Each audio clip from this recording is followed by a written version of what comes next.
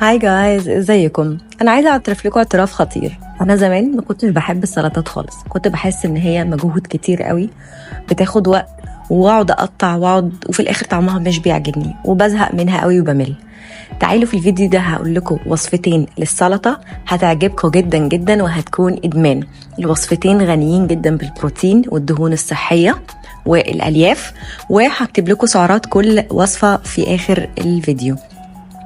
اول سلطه معانا سلطه صدور الفراخ بالبارميجان وجبنه بارميجان ودقيق الشوفان والتوابل الايطاليه. هكتب لكم كل المقادير في الكابشن تحت. دي كمان نفس التوابل اللي انا استخدمتها لما عملت الفراخ بصوص الثوم والبارميجان، والوصفه برضو موجوده على القناه وهسيب لكم اللينك بتاعها تحت في الكابشن.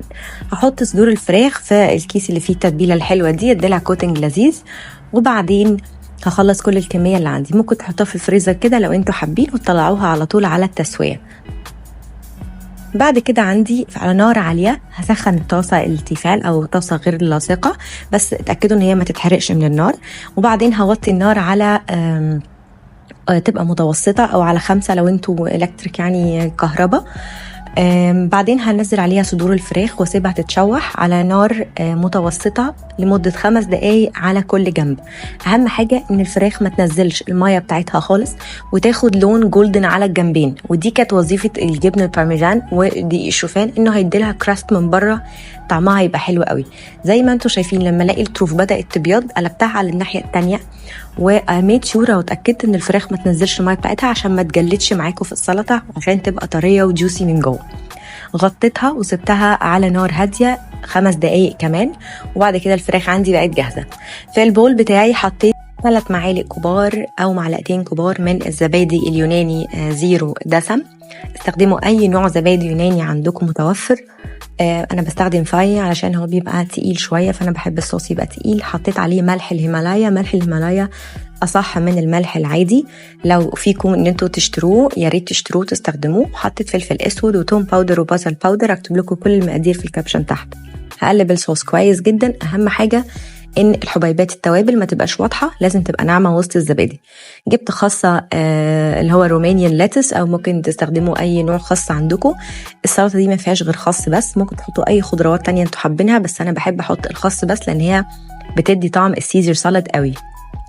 قلبت الخاص كويس في الصوص، وبعدين هحط عليه بقى صدور الفراخ بعد ما انا قطعتها بالشكل ده، ورشيت عليها معلقتين كبار من البارميجان تشيز. عايزه اقول لكم ان طبق السلطه ده مشبع قوي، في 352 سعر حراري. السلطه التانية عندنا هتكون سلطه خضروات وتركي وصدور الفراخ البانيه. الوصفه برضو عملتها لكم قبل كده وهحط لكم اللينك بتاعها تحت. في بول عندي هحط زبادي يوناني زيرو دسم، وهحط عليه مايونيز لايت وفلفل اسود وملح هيمالايا، توم بودرة، بصل بودرة، ومعلقة كبيرة من البارميجان تشيز. ده النوع اللي بستخدمه، ممكن تستبدلوها بجبنة رومي لو حابين او جبنة شيدر.